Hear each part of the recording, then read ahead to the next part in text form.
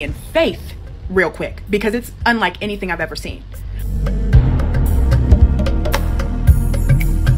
I have quite literally seen videos of people who have lost everything, even their children, and they are holding their dead children in their arms and still thanking God.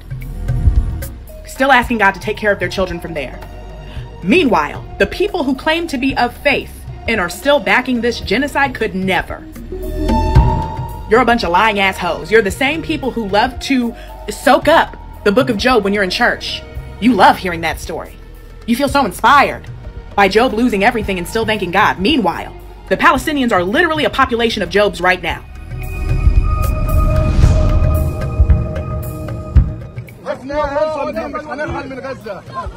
عشان اولادي كلهم استشهدوا وزوجتي عم ما ضلليش الا ولد كان واقف على باب المخبز يجيب خبز. So earlier today I made a video saying how impressed I was with Palestinian faith because it just seems that Palestinians have this ironclad faith even in the face of losing quite literally everything. And I was also curious as to how even in facing genocide is Palestinian faith so strong. And so I decided to go on Script to see if there was an audiobook version of the Quran. There is. And so I started listening. There is no introduction. I even thought that I accidentally skipped over something because it gets straight to it. Like there is no once upon a time. There is no in the beginning. There is none of that. It was like, all right, if you do this, then this happens. If you do this, like it gets straight into it.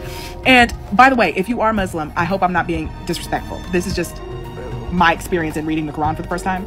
But I found some things very interesting. Like first it said, oppression is worse than murder. And I was like, that's a word.